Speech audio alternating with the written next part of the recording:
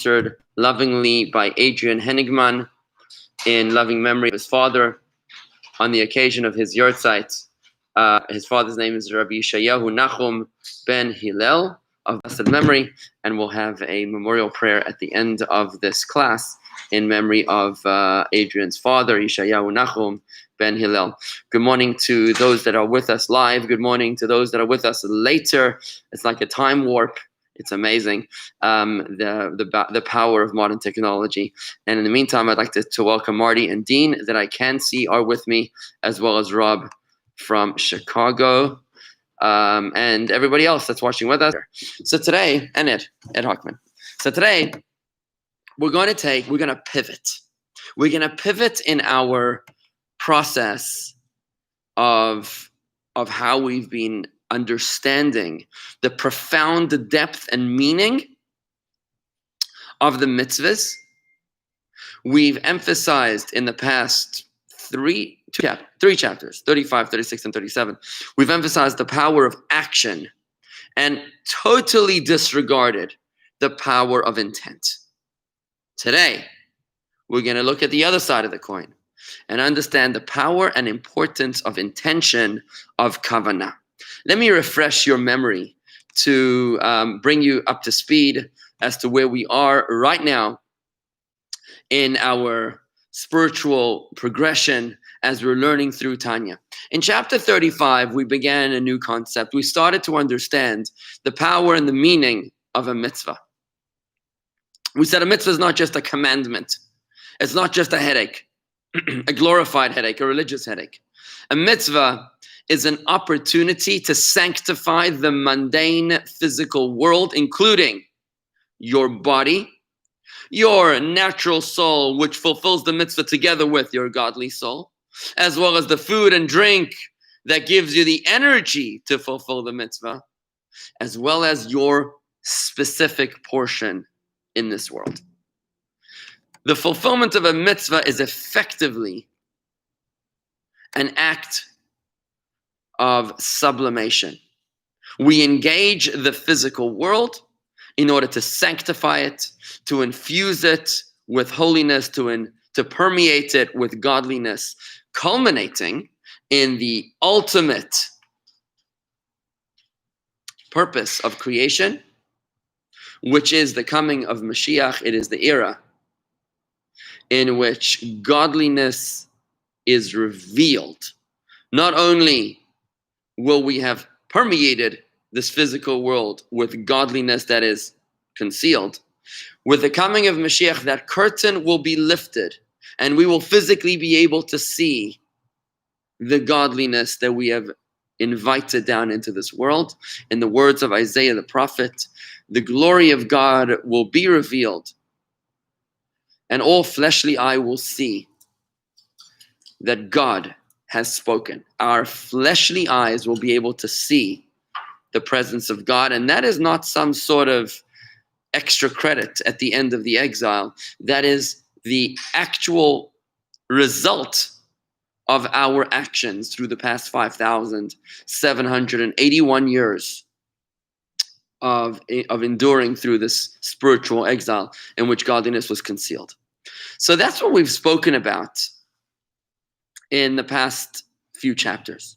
It was the idea that the entire purpose of creation is because God desired a home in this lowest spiritual world. What does it mean that this world is the lowest spiritual world? It means that there is a zero revelation of godliness in this world. This world is the only world where you can't even see godliness even if you wanted to.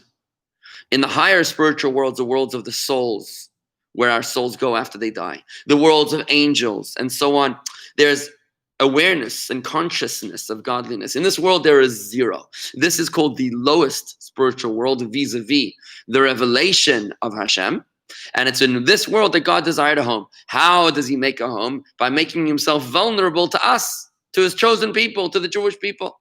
By making himself vulnerable to our choices, so that when we choose between good and bad, right and wrong, mitzvah or sin, when we choose to do a mitzvah, to engage a physical object of the will of God, we have thus infused it with the will of God, and ultimately that will result in the coming of Mashiach, when all the physical objects in this world and all the pieces of real estate and all the food and drink and the energies and the natural souls and the bodies, all of that the godliness will start to shine within them. So with this introduction of the past few chapters, we spoke about how important it was to make a home for God in this world. And that's why we said it's so important to do mitzvahs that involve action, because the purpose of our godly soul's descent into this physical world was not to fix itself. The godly soul is a piece of God, literally, and needs no repair. It was sent down here only to engage and work in partnership with the natural soul. Because when you do a physical mitzvah, you're doing it together with your natural soul, so that the natural soul participates in the godly mitzvah, thus sanctifying the godly soul. And that's why physical action mitzvahs are so important. Whereas other religions might de-emphasize anything which engages this physical world, like food and drink and marriage and speaking and celebrating and joy, Judaism has a stark emphasis on all of the above. Shabbos and Yontiv is a spiritual day which we celebrate by eating and drinking. And we say l'chaim, and we marry, and we're joyous, and we sing, and we dance, and we clap, and we're physical. Why? Because it's through the physical that we fulfill the purpose of creation. So the question that we are left with as we begin this chapter 38, is, it sounds a little unspiritual. It seems like our entire spiritual quest is all about doing physical actions, physical mitzvahs. The more physical, the better. The more you sweat in a mitzvah, the more you've sanctified your physical body. We even spoke about how the greatest mitzvah was the mitzvah of charity, of tzedakah. Why? Because tzedakah was money that you made with with every fiber of your being, your mind, your heart, your hands, your feet, your sweat, your schlepping. You strategized, you slept, everything that you did was engaged in making this money. And now when you use that money to give tzedakah, you're sanctifying the entirety of your being. So money, which is the most physical object, is actually the most powerful mitzvah. That's what we said in the previous chapter. And here we begin chapter 38 wondering if there is any value whatsoever to Kavanah, which is mindfulness. Intent. What is the power? What is the value? What is the need at all, if at all, of having concentration in our prayers, in our fulfillment of a mitzvah? Is it better to do, it seems like it's perfectly fine to just mindlessly do a mitzvah. To literally mindlessly do a mitzvah. Imagine you're in the mall on Rosh Hashanah, and some local Chabad rabbi randomly goes into the mall and blows the shofar, and the fact that you heard the shofar, even though your other ear was on the phone, on Rosh Hashanah, means that you fulfilled the mitzvah, and that's it. It doesn't matter if you had any intention whatsoever. Is there any difference between the Jew that showed up in Shul and Rosh Hashanah, that overcame their personal fears and inhibitions and anxieties about coming to Shul indoors during COVID, vis-a-vis the Jew that couldn't care less about Rosh Hashanah, didn't even know it's Rosh Hashanah, happened to be in the Gardens Mall at the right time when the Chabad rabbi walked in and blew the shofar? Is there any difference? This one did a mindful Rosh Hashanah, and this one did a mindless Rosh Hashanah. But both of them did the same physical act. Are they both making a home for God? It would seem so. Comes Tanya chapter 38 and raises the bar. Because what we're about to learn now today in Tanya is that, remember, the goal is to build a home for God. When you build a home for God, a dira besachtonim, a home for God in the lowest spiritual world, this world, it's not enough to just build a house for God. We need to build a home for God. What's the difference between a house and a home? A house is four walls. But a home is a place that you feel is yours. A place that you feel is comfortable. So you could literally move into a room with four walls and it's a house. Can't argue with the fact that it's a house, but it doesn't feel like home until it's your pictures on the wall, until it's decorated in your style, in your way. You know, when a new president gets elected, they move into the White House. But always, I believe that it's always the first lady that has to redecorate, because it's not enough to have the White House, it's got to be the White Home. The former, a house we create for God through practical mitzvahs. But the feeling of a home for God, that we create through Kavanah, through our mindfulness, and through our intention. And that's what we're going to be learning today in chapter 38 of Tanya. If you have any questions so far, please do post them. Good morning to you, Terry, Corey, and Miriam, that have recently joined us on Facebook, as well as to Adrian, who is today's Torah sponsor, in loving memory of his father, whose yahrzeit is today, Shayahu Nachum ben Hillel of blessed memory. May his neshama have an aliyah in Gan Eden. Adrian, thank you for dedicating today's Torah study. We'll make a memorial for him at the end of the class. And to you, Elaine, good morning and welcome to our Torah study for all those that are joining us live and later. Today we're learning Tanya chapter 38. So if there's no questions, I'm going to move further. So after discussing how the practical mitzvahs prepare the world for redemption, the Tanya now focuses on the importance of our kavanah. It's a very important word. Kavanah means intention. It means concentration. It means when you come to shul to daven, it's not enough to just mouth the words. It means that you've got to get under your talus and you got to think about the meaning of the words. You got to remember before whom you stand. And it's with that awe that you recite your affirmations in prayer. That's Kavanah. Kavanah is the context to the deed, right? So specifically, we've learned that the more physical the mitzvah, the more refinement of the natural soul was able to take place. It seemed until now the physical mitzvahs were the ultimate, but now the Alter Rebbe introduces the benefit of the spirituality of the mitzvah. What we've learned so far justifies the law, which states that one who davened with kavanah, if you davened with intention, but you did not articulate the prayers with your lips, if you didn't verbalize the prayer, you only davened with your head, but without moving your lips, the law in halacha, in the Shulchan Aruch, the code of Jewish law, is that you have to repeat your prayer.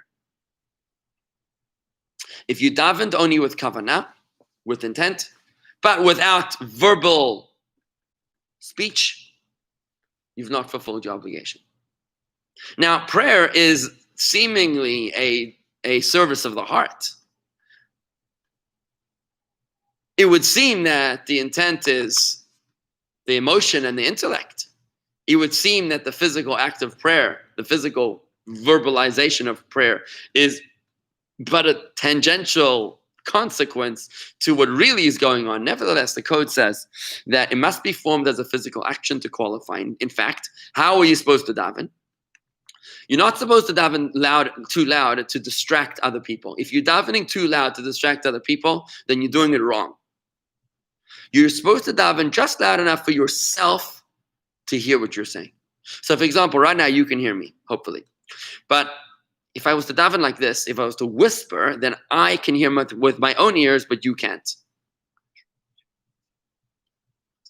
Just loud enough for me to hear with my own ears, but not loud enough for you to hear. That's how you're supposed to daven. You have to move your lips during davening. You must move your lips during davening. Shema Yisrael Adonai Eloheinu Adonai Echad. You have to move your lips because it's the 5 parts of our mouth which pronounce. That's the tongue, teeth, lips, palate, and throat. The 5 parts of our mouth which make the mitzvah of prayer a physical mitzvah. So it's only when you physically articulate the prayer that you fulfilled your obligation. In fact, you don't need to daven with any intent at all, except for 2 verses in the whole davening. The only time that kavanah is important, and if you did not have kavanah, you have to repeat the prayer, is for the first verse of the Shema and the first blessing of the silent Amidah, the Shemona Esrei. It's only in the first verse of the Shema and the line Shema Yisrael Adonai Eloheinu Adonai Echad. Hear, O Israel, the Lord is thy God, the Lord is one. And the blessing of Magen Avraham, the first blessing of the Shemona Esrei. It's only there that the code of Jewish law says that you must have intent, and if you didn't have intent, then you have to repeat the blessing. Those are the only times in the entire prayer service that you ever have to have intent. However, if you did not have intent and you merely verbalize the prayers mindlessly, you have fulfilled your obligation for every other part of the prayer, which basically means 99% of prayer needs no intent. And why is that? It doesn't make sense. Why would a physical mitzvah without kavanah, without intent, qualify? And it's not the other way around, that if there's kavanah without action, it does not qualify. Why is thought without speech not as acceptable as speech without thought? So based upon what we've learned so far, we can actually answer this question. The answer lies in the unique status of an action mitzvah. That only the action mitzvahs sublimate the natural soul with which they work in tandem, right? Through the principles that we've discussed in chapters 35, 36, and 37. We've learned that when the godly soul engages in a physical action, it means that the natural soul is participating in the mitzvah. And that is the entire purpose of our existence in this world, to sanctify and sublimate the physical part of this world, beginning with our natural soul. We called it the football a few weeks ago in a metaphor, which you'll find at youtube.com/Jewish Gardens. That's youtube.com/Jewish Gardens. To hear the previous Tanya classes, which I highly encourage you to review, because these ideas are not just in one ear and out the other. You've really got to meditate upon them and review them to properly understand them. And I highly encourage you to actually review it within the text of the Tanya. And the way to do that is by going to our website. You can actually find the Tanya for yourself online. It's free. It's available for you to look at. You can find it on our website. If you just go to jewishgardens.com, I'm just loading it right now. It's jewishgardens.com. It will take me a few moments until it loads up. If you just search lessons in Tanya,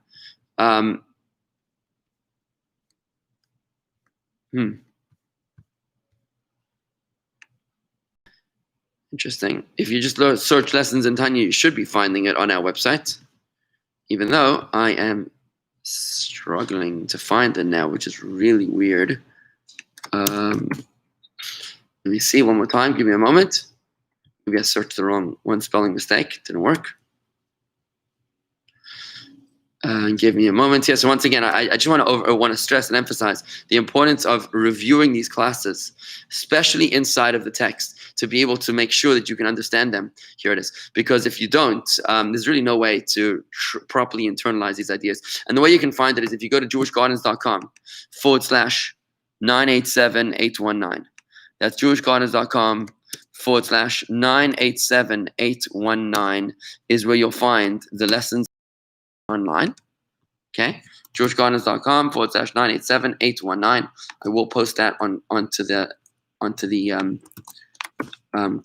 chat boards here on Facebook and on YouTube to be able to make sure that you have access to them. Okay, so what I was saying moments ago is that we can now understand why it is that mitzvahs performed in action without thought are kosher.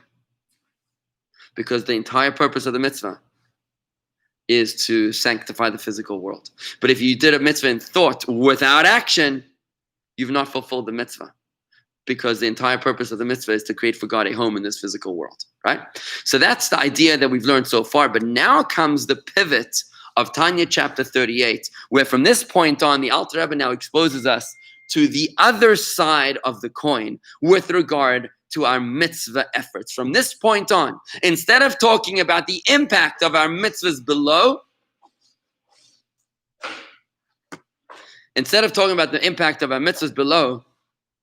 we begin talking about the intimate bond with Hashem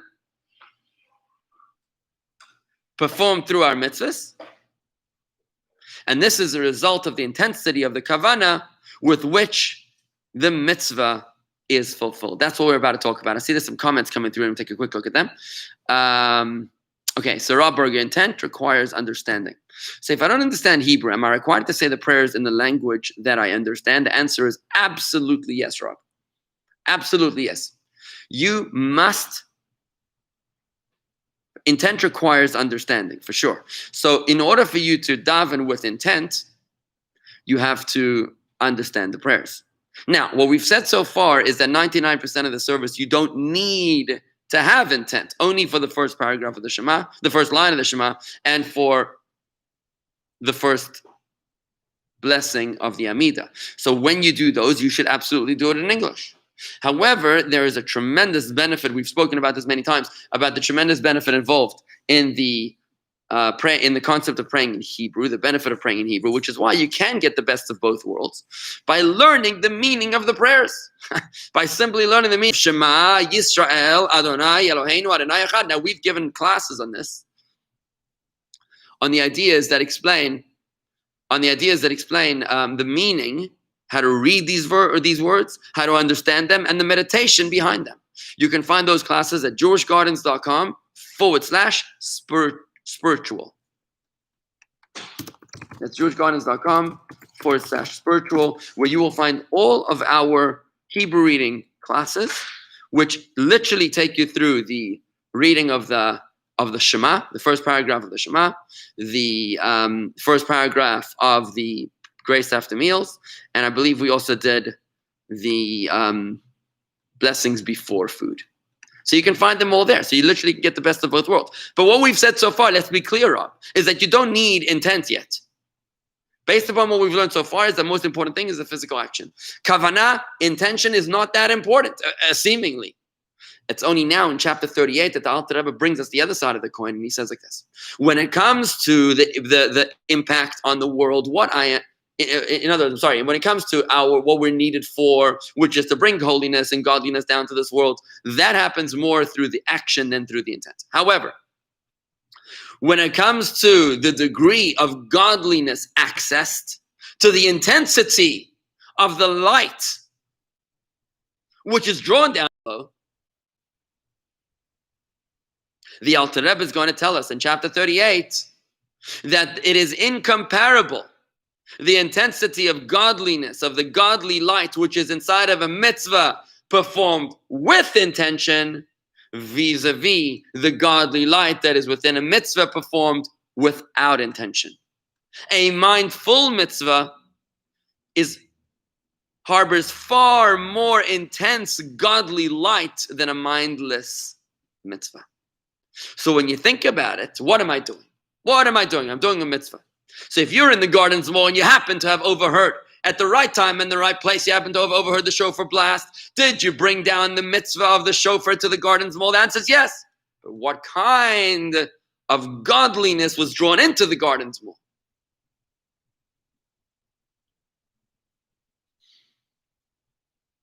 If you fulfill the mitzvah mindlessly, it's a far less intense quality of light than is drawn down by the mitzvah performed mindfully. I think we can relate to quality a lot, when you think about internet bandwidth. As you're watching me right now, if my lips are moving at the same rate as the sound that you can hear, it's a machaya, it's a pleasure. It's like you can hear me, you can see me, it makes sense. But when you have like a choppy connection and it sort of like breaks up all the time, it's just annoying. It's hard to listen to. And maybe the connection's not breaking up, but it's sort of like out of sync, and the lips are moving, but the sound is like off, and it just doesn't flow. It's just annoying. That's because you might have a lower internet connection, or I might have a lower bandwidth connection. And none of us want that kind of bad quality. When a website takes more than 3 seconds to load, I'm like, I'm done. I'm out of there. I don't have patience anymore. Lord, give me patience and give it to me now, right? So I don't have patience to wait for a website that takes more than 10 seconds to load. But imagine it takes 2 minutes to load a website. Would you be able to handle it? I mean, I guess it's the same result, but one took 2 minutes and one took 2 seconds. Which one do you prefer, right? So when it comes to the intensity of the light, the quality of the light, the bandwidth of godliness that's drawn down to your living room right now, when you daven this morning, or when you lit those Shabbos candles, or when you put up that mezuzah, whether you did it mindfully or mindlessly, makes all the difference as to what degree and quality of godliness is drawn down into this world as a result of your physical action mitzvah.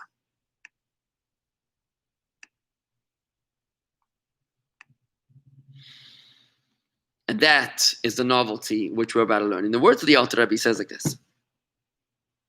He quotes from the famous Kabbalistic book, the Shalah, the Shnei Luchas Abris, by Rabbi Yishayahu Halevi Horowitz, one of the teachers of the Alter Rebbe, who says that a mitzvah without kavanah, mindless, is like a soul without a body. A mitzvah without kavanah is like a soul without a body. And that's going to serve as the foundation of the metaphor. So, no, I think I got it backwards. A mitzvah without kavanah, I think it's like a body without a soul. Let me just open this up and check it out in a second. Just opening up my Tanya over here to make sure I got it right, because I think I said it backwards.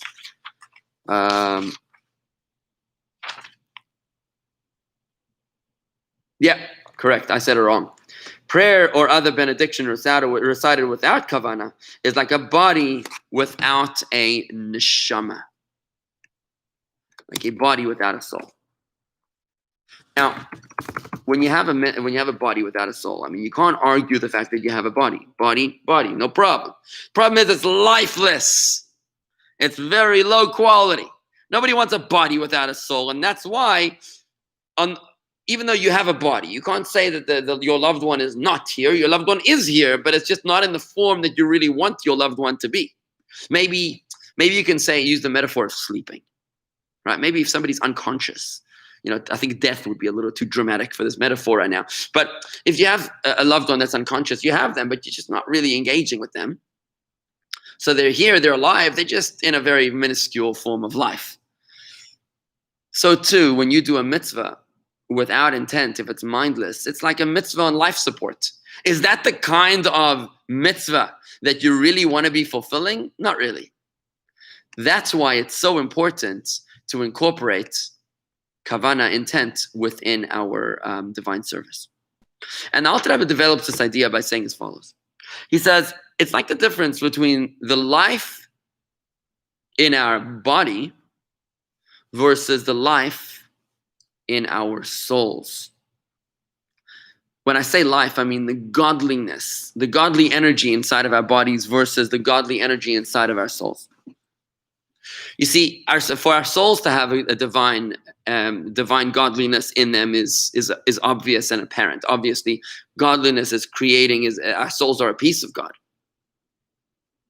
But our bodies also have godliness in them. Every physical object on this earth actually has a soul, has a godly essence to it, besides for its soul.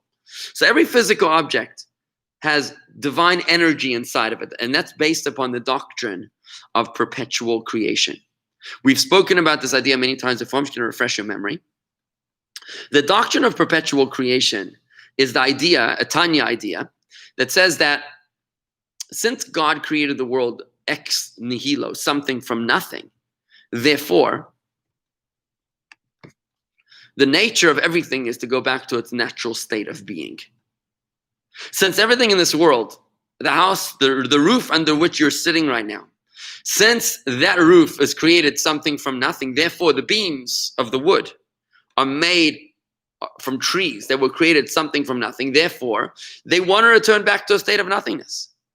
The nature of everything is to return back to a state of nothingness, the original state of being, to a state of rest. The only way that they defy their natural yearning and stay in a form of something which is not their natural default setting is only because God continues to create them at every single moment in time. God didn't merely create the world in 7 days and then take a vacation to the Bahamas. God needs to create the world over and over and over again at every single moment and instant in time. Every single being needs to be created over again at every moment in order for it to continue to exist.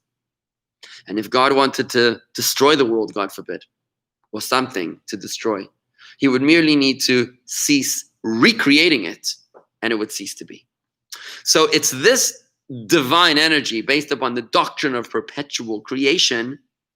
This divine energy is the divinity, the godliness that lies inside of every physical object. So when we look at our body is being created by God's doctrine of perpetual creation at every moment in time for it to simply exist. In addition to the divine energy inside of our body, there's also a soul that lives inside of it. For example, when someone dies and their soul leaves the body's still there. The body didn't disappear for the first few weeks after death. And the reason for that is because the divine energy continues to recreate the body, allowing it only to slowly decompose. But it's that divine energy that continues to create the body even when the soul is gone. So the body has a divine energy inside of it. And the soul also has a divine energy inside of it. But the quality of the divine energy in the soul is far, far, far greater than the quality of the divine energy in the body. And just like the difference between the divine energy in the soul being much greater and more intense and of higher quality than the divine energy in the body, so too is the difference between the quality of godliness that's drawn down by a mitzvah performed with kavanah mindfully versus a mitzvah performed mindlessly without kavanah. And that, my friends, is the idea which we're learning today in the first half of chapter 38 of Tanya. Let me just read this idea inside of the text. I'm actually going to read from this version of Tanya, which is the basic translation of Tanya. It is the basic translation of Tanya, available from kahotonline.org, I think it is. Kahat, which is the Chabad Publication Society, kahotonline.com. kahotonline.com. This is the basic Tanya, which I'm realizing more and more might be the best way to actually study Tanya, as I'm yearning to, to share with you the best way forward to learn Tanya. I'm actually going to post it right now, this English Tanya, to the chats on Facebook and on YouTube, so that you can see it for yourself. I think it's $18 to buy this Tanya. But I'm going to read from this Tanya just to review what we've learned so far. So I'm on page 179 in the English Tanya. You can also use this Tanya if you have it. I think it's the bold letters, which is the actual translation. And it gets a little confusing for what I'm trying to do, but you can still use that Tanya if you have the practical Tanya. But in the basic Tanya, I'm on page 179. In light of all the above that has been said above, one will clearly understand the decision of the halacha that has been laid down in the Talmud and codes, that meditation is not valid in lieu of verbal articulation. So that if one has recited the Shema only in his mind and heart, even with the full force of his concentration, Kavanah, he has not fulfilled his obligation, and he is required to recite it again orally. Similarly, with grace after meals, which is ordained by Torah, you have to bench after food, and with other benedictions ordained by the rabbis, and with prayer. If you only prayed with your heart but not with your lips, you've not fulfilled the mitzvah. If you didn't do an action mitzvah, you need to redo it. On the other hand, if he has uttered them with his lips but not intended with his heart, he has fulfilled his obligation ex post facto, and he is not required to repeat them, except for the first verse of the Shema and the first benediction of the Amidah, which both of those require meditation in addition to action. Thus it is stated regarding the Shema in the first paragraph of the Amidah, up to here the commandment of intention, Kavanah, applies. From here on, the rest of prayer comes the commandment of recitation and so on. Why is it that prayer has to be recited with action and not necessarily with meditation? The reason is that the neshama, the soul, needs no tikkun, no repair for herself by means of the commandments, but only has to draw forth light to perfect the vivifying soul, the natural soul, the animal soul, and body by means of the letters of speech, which the soul pronounces, which the natural soul pronounces with the aid of the 5 organs of verbal articulation. Similarly, with the active commandments which the nefesh performs, the natural soul performs with the aid of the other bodily organs. The purpose of every mitzvah is to sanctify the physical world and the physical body and the natural soul. That's why the active mitzvahs are so important, and that's our prayer. It needs to be performed more with action than with meditation. Nevertheless, it has been said that prayer or other benediction, and now the pivot comes, prayer or other benediction recited without kavanah is like a body without a neshama, like a body without a soul. This means that just as in all creatures in the world, possessing a body and a soul, namely the soul of every living being and the ruach of all human flesh and the neshama of all, that a spirit of life in its nostrils amongst all living creatures, all of which God animates and brings into existence ex nihilo constantly. This is the life inside of the physical object of every physical being in this world by the doctrine of perpetual creation. The fact that God creates my body right now, your body right now, is independent of the soul, which is living inside of the body. The godly energy that is creating your body right now, constantly being created by the light and vitality which He imbues in them. There is nevertheless no comparison or similarity whatever between the quality of the light and vitality that illuminate the body and the quality of the light and vitality that illuminate the soul, the neshama, the soul of every living being. Andy, I'm reading from this book. This is the practical Tanya. Sorry, not the practical Tanya. This is just the straight up translation of Tanya. No commentary. Straight up translation of Tanya. It's a really good book to add to your bookshelf. I posted the link above. You can buy it $18, I think, online, or less than that online. And it's just straight up Tanya, so it's without distractions of too many commentaries. So I highly recommend that you buy that one. And I think I'm going to start morphing into that one more. I'm going to test it out and see if it works better, because I get too much distracted sometimes when you have too many commentaries. So the idea we learned was that just like the qualitative difference between the godliness in my soul versus the godliness in my body, so too a mitzvah without intent is like a body without a soul. A mindless mitzvah is a far less degree or quality of godliness than a mitzvah performed mindfully with intention. And that's why today, as we're introducing the idea of mindfulness, the importance of kavanah, of meditation, of concentration, not only in prayer, but in all the physical mitzvahs that we do. We're learning the other side of the coin, that not only that the importance of the physical observance of the mitzvah is to schlep godliness down to this world, to make this world a home for God. But what are we schlepping into this world? What degree of godliness are you schlepping into this world? That depends on whether or not you had kavanah and the kind of kavanah that you had, the kind of meditation, which is the idea that we're going to develop in the second half of chapter 38, God willing, next week. And this concludes today the study of Tanya. I'm just going to make a special memorial prayer for Adrian's father, whose yard site is today. Give me a moment as I get the book.